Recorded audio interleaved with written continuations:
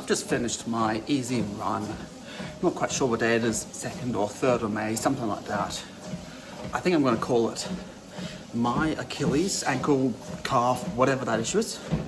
We're good. 3 months I've had this issue. Now I did have a few little spikes, but an hour 10, and I probably felt it for 3 seconds. And it wasn't 3 seconds ongoing, it was one spike, one spike, one spike. It wasn't anything consistent. I'm saying it's done. But what are we doing next? What are we going to do to make sure that, firstly, it doesn't come back? Secondly, when we get racing, we're faster than ever. Let's dive into my office, go through a few spreadsheets, and let's see what the next couple of months, the next year, is looking like.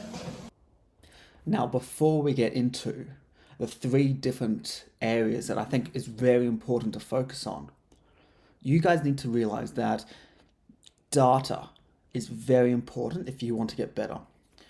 I cannot explain it more than if you don't have the data, if you don't know what you're actually working on, if you don't know how much you've progressed, how can you know where to go next? You need to know where you've been in order to know where you're going. And so we'll be diving into my 3 different areas that I think are really important in order to get better. So key pillar number 1 is just general running. Is your running, getting your neuromuscular fitness as high as you can. Being as good as run as possible, focus on that. Number 2, working on your muscular endurance. So what does that mean? So running is very much about how long can you sustain a particular pace, endurance. So for example, how long can you maintain your marathon pace? So if you look at, what was his name? What was the guy that did sub 2? Sarway. If you look at Sarway, he did his pace roughly 2 hours. If you can't hold your pace for as long as your marathon is going to be, you're going to be slower. That's the focus. You need to make sure you can hold your specific pace for as long as you can. Thirdly, final thing, strength. The final whatever of a race, 100 meters, 200, 500, K, it's basically always going to be full out. What you want to do is to have as much strength in the legs as possible, so that when it comes time, when you are just doing a time trial, all you focus on is your time. But when you are looking at winning a race, if it is down to you and someone else, the stronger person wins, because they have enough energy left in the tank. They've got their strength endurance. Everyone's at the same sort of level. You're all pushing that same sort of ability. Who's got the strongest sprint? That's where your strength comes in. And so those are my 3 pillars: running, strength, endurance, strength. Now, how do we actually think about that? So I'll start off with just general running. And so let's start off with, this is my very basic spreadsheet with all my running. So that you can see a whole heap of stuff where, let's say this week's the 27th of April, but today's the 3rd of May. So you see the Monday, tomorrow will be the 4th. But you can see this week I did about 47K and about a load of about 406 TSS. So, okay, we're happy. What did I do? I had an hour and a half tempo, I did a 40-minute recovery, 40-minute easy, 2x30 at sweet spot, and then an hour recovery. Cool, perfect. Total about 5 hours and 20 minutes. Okay, what do I do with that? So there's a few things that I can actually do. So let's say 40 minutes easy. Let me go up, because I've got all my stuff. Where else have I done 40 minutes easy? Well, there's a few different areas. 45, but you can see here, I've done 47K for the week. Here, roughly, 45.65, 5 hours and a half, 5 hours, 20 minutes. So you can see this week is the 3rd of November, so that would have been just after Canberra half marathon. I did 10 minutes more of training than I did this week, but I did about just over a K less. So I can see I'm faster overall. I'm less time, more distance. Perfect. I can look at that. Let's look for another roughly 5 hours, 20 minutes. So have I got one here? 5 hours 17 versus 5:19. So this week I did 47k. Here I did 37k. 10k less, same time. So what am I seeing? I'm seeing I'm doing, well, not say more time, more distance, faster distance. That is what you want to see. You want to see what happens over long periods of time. Now, I can also go into this specific week, for example, if I wanted. I don't really think it's relevant, but let's say I find 40 minutes. Here, 40 minute easy. 24th of February. So 24, 25, 26th of February. So this is one of my spreadsheets. Next, I need to go into actually looking at this. So let's look at the 26th of February. Here's my training here. 26th of February. Here we are. So you can see I averaged 186 watts, 126 beats per minute, and average pace of 9:19 per K. So you can see very slow, 9 minutes per K for 186 watts. So that was my easy run there. Now let's come back here. So I said 40 minutes. So 40 minutes here. So 27, 28, 29, 30. So 30th of March. So not March, May. What did I do on the 30th of May? April. So 240 watts. So you can see my power is up. What is that? 50 watts? And instead of 9 minutes, I'm doing 7 minutes per K. So I'm 2 minutes per K faster. Now, unfortunately, I don't have heart rate data at the moment.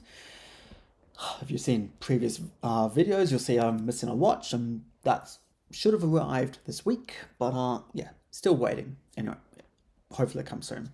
But you can see power is up. Heart rate should still be in the same sort of area. Instead of 126, maybe it's actually like 130, but still well in the easy zone. Pace, 2 minutes faster. How do I know I'm 2 minutes faster? Because I've got the data. It is so easy not to know where you've been and not know where to go. So you can see here, I've got my my projections. So this gray one here is pace. So you can see this is a trend line and it's going down. This would have been here like quite an easy day. 3, 4, 3rd of April, not really sure. Let's have a look. 3rd of April. What happened on the 3rd of April? Here, 123 beats per minute. What have we got? 830 per K. Very easy. That's basically a recovery run. That is my super easy recovery run.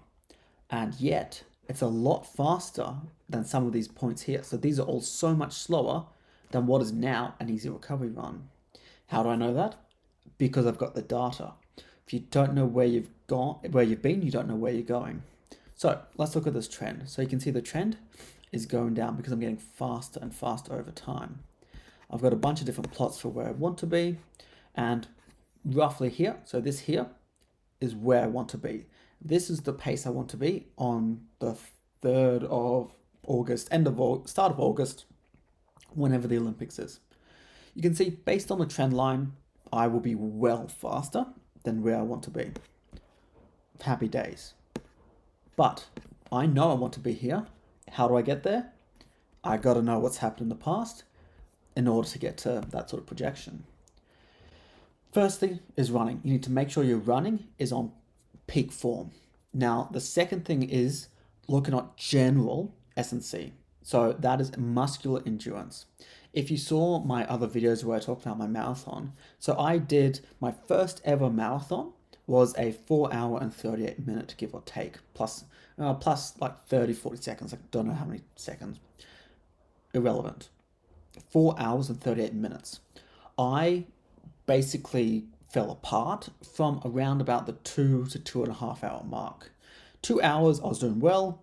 2 to 2.5, I was doing fine, but it just wasn't clicking. After that, I just fell apart. Why? Muscular endurance. I just did not have the ability in the legs. I did not have the strength in the legs. I did not have the time on feet. I did not have the experience doing much more than that. I have done so many hours. So let's have a look at my training here. Now, this is not really exact, but you can see here, so there's Canberra Marathon. You see the week before I did 2 hours easy, a 2 hour 15 tempo build. You can see 2 weeks before, 2 hour 15 easy. I did a 3 hour a couple of weeks before that. Now you can see all these reds is where I missed a few sessions.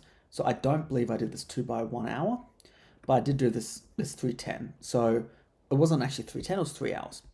2.5 hour, 3 hours, 3 hours, 245, 240.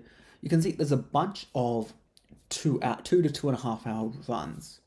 I was also doing a standard about hour and a half run during the weeks, hour and a half tempo.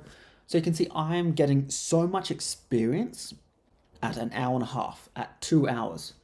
2 hours 15 to 2.5, a ton of runs in that sort of ballpark. Much more than 2.5 hours, so 240, 250, 3 hours. I probably did 3 or 4 3 hour plus 3 hour runs in the lead up to Canberra Marathon. But I was 4 hours 40 minutes. Like, that is well beyond, is 50% more than a 3 hour run. How can I expect to run a fast marathon when I'm doing 50% more in a race than I am in training? What you're doing in training needs to match what you're doing in a race. If you can't do it in training, you can't do it in a race. Plain and simple. So what am I doing in terms of strength endurance? So let me get this whiteboard out. Okay. Now, so what I've got here is I've got a basic rough drawing of the different muscular types of muscles. So you've got your type 1 ability, your type 2, and your type 2A. So broadly, this is your slow twitch, fast twitch, and then there's another type special. So this is your endurance. This is basically your high energy, your over threshold, and this is your sprint. So if I'm running, if I want to do, say, a marathon, I need to be about here. What I'm doing is I'm stressing slow twitch, and then at the end, you're slowly pushing it up. But what am I specifically planning on doing? Now, when it comes to the gym, I am focusing very heavy on this and this. Why? Because there's 3 different ways of training. You've got your muscular endurance. You've then got your hypertrophy. So hypertrophy is basically making the muscle bigger.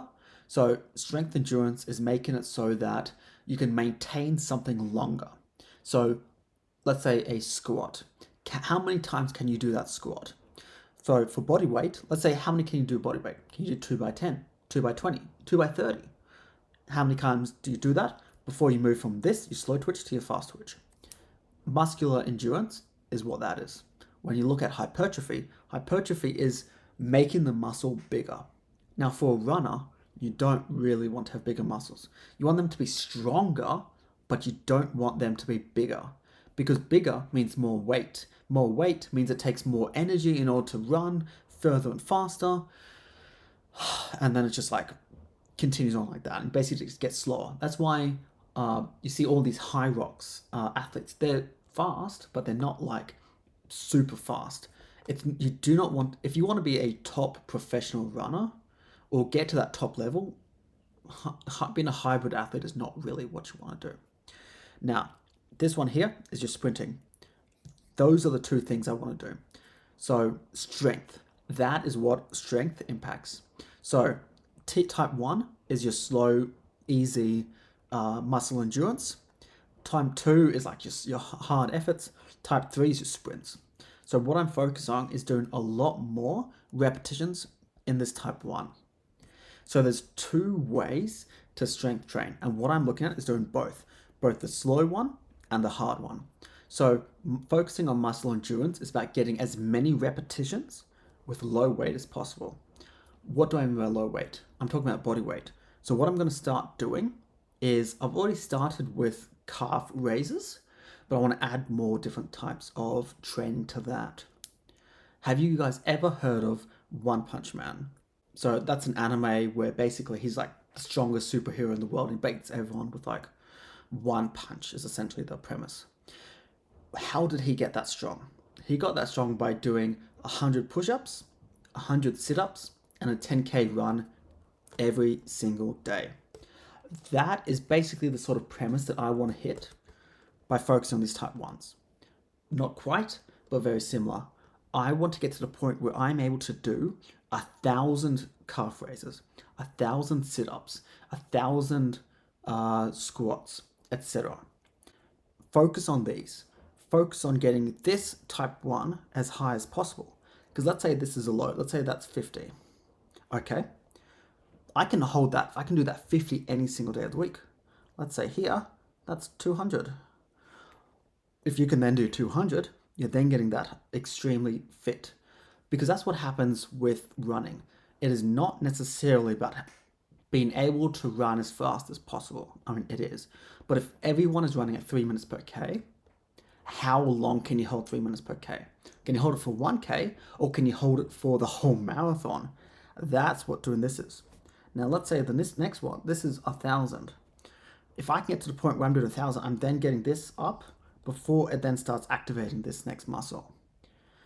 The most important thing to get strength endurance, focusing on the slow twitch, focusing on getting as many repetitions as possible in those strength endurance.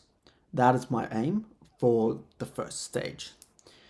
Now, what I've been doing is, so previously, before I got to my current setup, let's have a look at this spreadsheet here.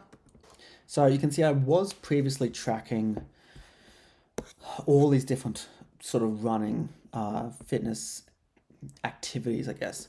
So I love to do a pogo, and you can see here I was doing 240 seconds, so what's that, 4 minutes. Here I started, so as I was saying a bit earlier, if you don't know what you've done, how can you improve? Like, I've got nothing before mid-March. Now I had, obviously you guys know, I've got a calf injury. It's basically gone now, but it's still lingering, but it's basically finished. I had to spend that is 6 weeks in. I've done so much stuff at 6 weeks, but I have no idea what I did because I don't have the data records. That is why data is so important. What did you guys do yesterday? What did you do last week? What did you do last month? If you, I have no clue what happened before the 16th of March because I don't have it written down. And you can see here, I've got a couple of days where I'm focusing on calf raises. This is my focus from now onwards. As I get to 1,000, I'll be doing that for a couple of days, and then I'll be adding extra different exercises in. Focusing on that type 1, getting that slow muscular endurance as strong as possible. I want that calf raise done. I want the squats. I want the push-ups, the sit-ups, the lunges, all of that. I want to get that as strong as possible to get as muscular and physically strong to be able to run as possible. That takes endurance. Now, type 2, your sprint, that's what you work on when you're doing stuff like your intervals during your training. So I'm not specifically training it in terms of like my strength work, but you're still hitting that zone in your running training. You do this in your zone 1, you do this in your zone 3, 4, and then this is your sprints. You still need to do that in running because I am not a hybrid athlete. I do not care about my physique. I care about my physique in terms of performance. One thing that I've said many times in the past, and like, I don't know if I've said it before on the channel, I do not care about weight. I do not care if I am super fat and unathletic, if I'm not working towards a goal. I am working towards the Olympics in 2032. This is my goal. I do not care about anything other than performance. If I can get the performance I need at 90 kilograms, perfect, we're good. But if I have to get at 60, that is what I need to be at. I need to get my weight down to 60 in order to perform. In terms of aesthetics, I honestly couldn't care less. And so that's what we're working on. We're working on this in terms of performance. Because a lot of people just care about how it looks. If that's you, like, good for you. That's not me. But I'm just all about what is the outcome. And so this is what I'm working on in terms of this every day. So every single day, do 1,000 calf raises. Once I got that sorted, every single day, start building up the squats so that I can get to the point where I'm doing 1,000 squats. Now, if 1,000 calf raises is too easy, I do have stuff like some of these kettlebells. So, that's 8 kilos. And as you can see, runners don't need upper body strength. Need a bit of core, but not necessarily upper body. And so that's what I can add in. I can make it a bit harder with the 8 kilogram. I've then got a 12. But let's start off with body weight. Now, what are we doing about this here? This is working on strength. What sort of strength I'm looking at? So I've started with some weights in the gym. Now, I haven't perfected, I've only done it 3 times. You can see here, I've got 3 different sort of leg muscle sort of sets. So I've got leg extension, seated calf raise, and then leg press. Over time, I will be adding to this. I'll be going up the different levels. So you can see leg extension, I've peaking at 60 kilograms, seated calf raise 20, and then leg press 120, plus whatever the weight for leg press, plus the weight of the actual press itself. But at this point in time, this is what I'm at. You can see I'm slowly progressing up, looking at the different weights. So you can see in the first week for leg extension, the total of 1,950 kilograms. And then just the other day, yesterday, I did 2,362. Now I'm going to increase that to six reps per set. So it's going to increase the weight. And that is what I'm doing. I'm very slowly increasing the sort of numbers of reps per set, number of sets, increasing the number of weight, the max weight. How can you know you're improving if you're not recording your data? Because I actually, if I did not have it in here, I don't know where I would get this information from. I've got training peaks, I've got intervals.icu, I've got Garmin, I've got everything, but it's so convoluted to like scroll through everything. Let's bring up my training peaks. So this is my training peaks. Cool, you can see it. So you can see this week I did 5 hours and 20 of running, 47k total, an hour and 25 roughly of strength. But how, like, you get this total. Okay, that's a good total, but what does the actual activity look at? Okay, here I did 50-minute recovery run, 7:37. Okay, fine. What does that actually mean? Whereas because I've got my spreadsheet, I can have a look at exactly what happened. Okay, so easy recovery run, it was 7:37 per K, it was 220 watts. My ground contact time was 3:38. My average steps per minute was 166. All the data that I need and to analyze is right here. If you don't have the data, you have no idea what you've done and you have no idea where you're heading. This is why it's important, because not just do you want to make sure that you're overloading, you're strengthening your ability. Now let's have, as I was saying, my philosophy is constantly improving, increasing the pace, making every single run slightly harder. Obviously, you need to have an easy run, you need to have an interval, and you need to do some sort of tempo. So you can see here, let's say this is a couple of weeks, look at the vast range of paces that I'm running at. I'm going here, really slow. As I said, this is probably, 500 seconds, 520 seconds, which is 420 is 7 minutes. So you're talking about over let's say 830 per K. But then I'm also doing one down here, 374 seconds. That's 6 minutes per K, 615 per K. Look at that spread, 2 minutes per K spread. But the trend overall, the overall trend is going downwards. That is what you focus on. You do not want to do that is just slowly increase the pace. Today I'm doing 5 minutes per K. Tomorrow it's 4:59. Day after that, 4:58. That's not the aim of the game. Next week you might go to 5 minutes. The week after that it's 4:59. Then 4:58 the week after. But throughout the week you're going up and down. You're working on your different types of muscles, your different aerobic systems. And you're getting to the point where you're working on your slow muscular endurance. You're doing the 50 squats. You're doing the 200 squats. You're getting to the point where your muscles can actually hold that. You're getting to the point where you're doing 1,000 before your muscles fatigue. Because that is what you want to do. When you are in a race, it's not who can run the fastest. Yes, it's about who can run the fastest. It's also about who can hold the pace the longest. If you look at Sarway's sub 2 hour attempt, was he the fastest in the first 25k? No, there was a bunch of them with him. But you know what he did? He picked up the pace. He picked up the pace from 25 to 30k. He picked up the pace from 30 to 35k. He continued to pick up the pace. He basically did a long tempo build, a long progression run. He started off relatively comfortable.